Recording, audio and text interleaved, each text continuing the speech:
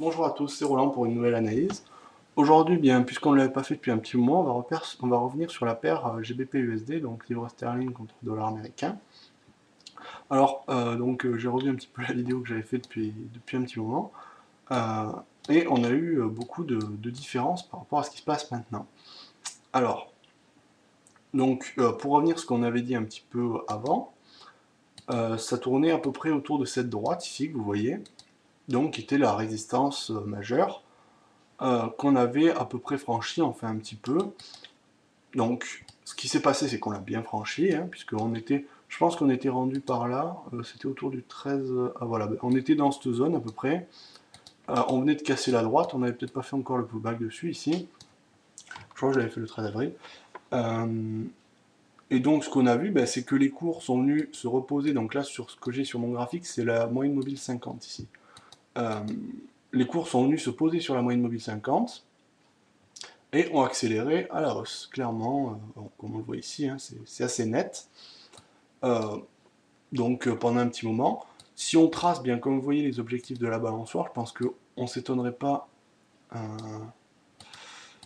de retrouver la même chose. Voilà, ben, parfaitement. Donc, alors la théorie de la balançoire, c'est pas compliqué, enfin à peu près, là, on est à peu près dessus, hein, c'est pas très loin, on est pas mal. Hein. Donc c'est la distance entre le dernier plus bas et la droite qu'on reporte à la cassure de la droite, et ça donne le premier objectif que les cours vont atteindre. Donc là, on a bien atteint cet objectif. Ensuite, eh bien, on a eu une accélération baissière en correction, comme vous voyez ici.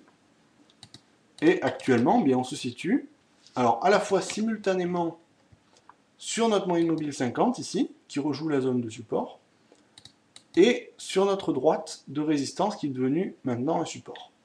Alors, donc là, ce qui est intéressant, c'est d'observer les configurations bougistes. Alors, pendant cette phase-là, on a eu des accélérations fortement baissières ici, hein, très poussées, avec une belle bougie rouge bien marquée, hein, pas tout à fait un Marubozu, mais pas loin. Ensuite, bon, un petit doji, un retour d'une autre bougie rouge. Et ensuite, là, donc sur l'autre partie, ici, ben, on a eu une partie d'hésitation. Au niveau du contact de la droite et de la moyenne mobile 50. Vous voyez, là, on a des figures, on a des chandeliers, c'est presque des bougies, c'est presque toutes des doji. Enfin, pas presque toutes, mais je veux dire, elles se ressemblent, quoi. Hein. C'est quelque chose de pas très marqué comme mouvement. C'est très hésitant, en fait, hein, surtout, c'est ce qu'il faut dire. Euh, Là, hein, on voit, on a deux contacts sur notre moyenne mobile 50 et aucun traversement en clôture. C'est pas fini, hein, il est 21h actuellement, peut-être qu'on va finir, peut-être qu'on va sortir euh, en dessous, hein, mais bon, pour l'instant, on est plutôt au-dessus. Donc, il est possible que notre moyenne mobile 50 repousse encore les cours. Pour moi, c'est ce qui me semble le plus probable, même si on est dans un mouvement de retassement un petit peu assez efficace là, sur les derniers jours. Enfin, là, en ce moment, c'est vraiment c'est assez faible, hein, comme on le voit ici, mais sur les jours d'avant, on a eu quand même une belle accélération baissière. Je pense qu'on reste quand même dans une tendance de fond haussière. Hein. De toute façon, on regarde bien notre moyenne mobile 50 qui joue vraiment. Depuis cette phase-là, vous voyez, la moyenne mobile 50 a un rôle très très pertinent. Puisqu'on la voit ici prendre effet directement sur ces zones-là de support, puis de résistance dynamique ici, puis à nouveau de support ici, de support là. Elle pourrait très bien encore faire le support une nouvelle fois et repousser les cours à la hausse. C'est ce qui me semble, c'est le scénario qui me semble le plus probable. De plus, on a une divergence cachée baissière actuellement, puisque là, vous voyez, on marque des plus bas de plus en plus haut. Alors, je vais effacer un petit peu voilà ça, parce que sinon, on va rien voir. Alors voilà, là, on a des plus bas de plus en plus haut. Alors, je matérialise ça en rouge. Et sur le RSI, eh bien, on a des plus bas de plus en plus bas. Voilà. Donc ça, c'est une divergence cachée haussière qui indique potentiellement une hausse. On est de plus, ben, on est sur la droite, sur la moyenne mobile. Pour moi, on a plutôt et les chandeliers, les bougies sont hésitantes. C'est pas comme si on avait une bougie rouge là qui était en train de tout casser. Là, on remarque vraiment que il y a des sorties de position, il y a de nouvelles entrées de position, il y a des mouvements chaotiques. Euh, donc là, on se pose des questions. On remet un petit peu en cause la tendance baissière qu'on a observée les jours d'avant. Donc, pour moi, ça, c'est pas forcément encore un bon point d'entrée parce que je pense qu'il faut attendre une accélération haussière avant de se positionner à la hausse. Mais c'est un point à surveiller. Je pense que si on a une bougie d'accélération haussière, là, si on a une bougie le lendemain ou dans 2 jours bien haussière qui vient monter au-dessus des plus hauts, enfin pas des plus hauts ici, hein, parce que là, ce serait vraiment de la grosse bougie, mais si on vient passer au-dessus du dernier champ, de la dernière bougie, là, je pense qu'on aura un point d'entrée judicieux à l'achat.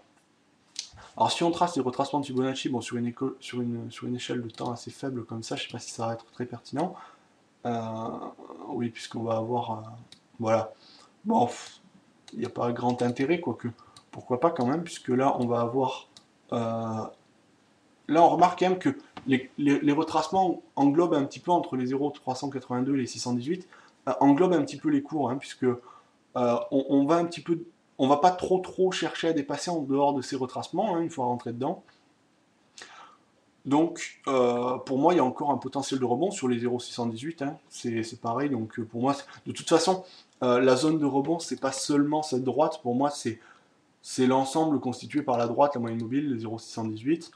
C'est à peu près, on va dire, cette zone-là. Hein. Là, voilà, là, on a une zone de rebond globale qui peut repousser les cours. Voilà. Donc, ça, c'était, pour mon avis, indirectement. Je pense que euh, on a un potentiel haussier. À court terme, je pense que là, on a pas mal d'arguments. En fait, on n'est pas encore dans des arguments haussiers, là, on est dans des arguments d'hésitation de probable hausse. Si on a une confirmation haussière, c'est-à-dire une bougie verte forte, là je serais plutôt, là je serais vraiment d'avis haussier. Mais il faut garder à l'esprit qu'on casse toujours des plus hauts, on est dans une tendance de fond plutôt haussière. On a cassé une résistance majeure. Pour moi, le mouvement n'a pas vocation à se terminer tout de suite. Cependant, bon, on va regarder un petit peu à plus long terme. Hein. On va pas changer d'unité de temps, mais on va s'intéresser un petit peu à la configuration globale du marché sur le câble. Alors voilà, donc là, on a sur une échelle de temps beaucoup plus grande, donc puisque là, on est au-delà on est à peu près à une année en fait, hein, si on prend le plus bas ici.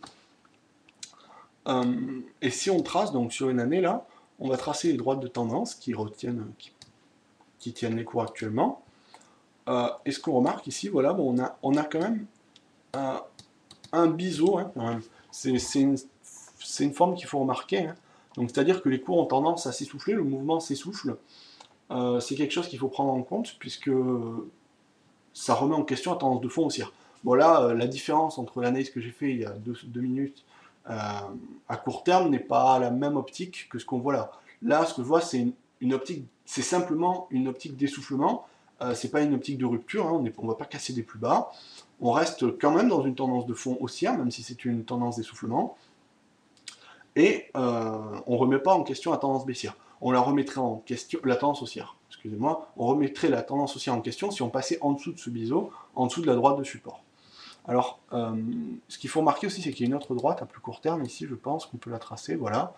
Alors là, qui confirmerait encore une fois notre stratégie haussière, puisqu'à l'intérieur de ce biseau, on évolue aussi dans un canal. Alors voilà, donc je vais colorier les droites, parce que sinon, c'est pareil, on va rien voir. Là, voilà, donc je vais les mettre en blanche pour qu'on les voit un petit peu mieux, les droites du canal.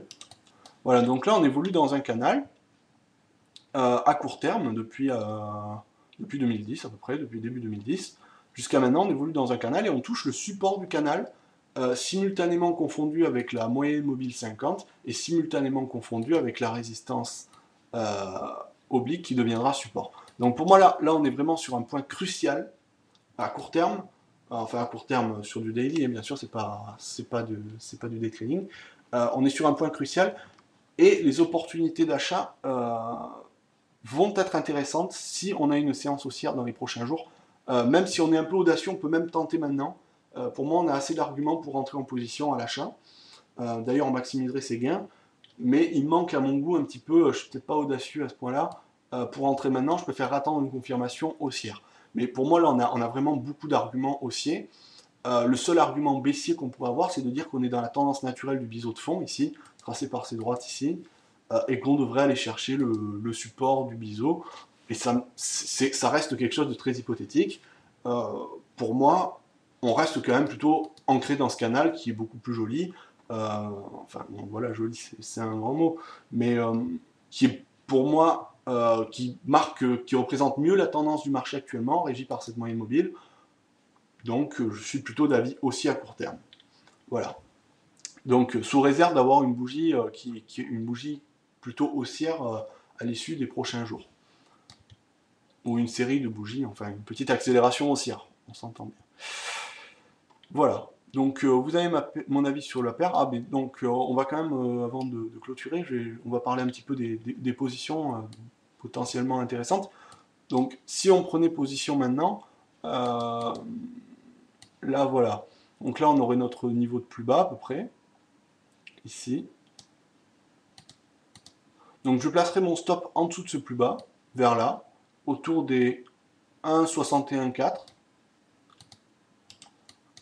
Et le take profit, je pense que le take profit, soit on le place au-dessus du dernier plus haut, où on veut, soit le mieux pour moi, c'est de gérer dynamiquement son take profit en cherchant la droite de résistance ici. Si les cours touchent la droite de résistance, on sort, ce qui permet de maximiser, puisque là, si on touche le haut, on a de bonnes chances de repartir à la baisse,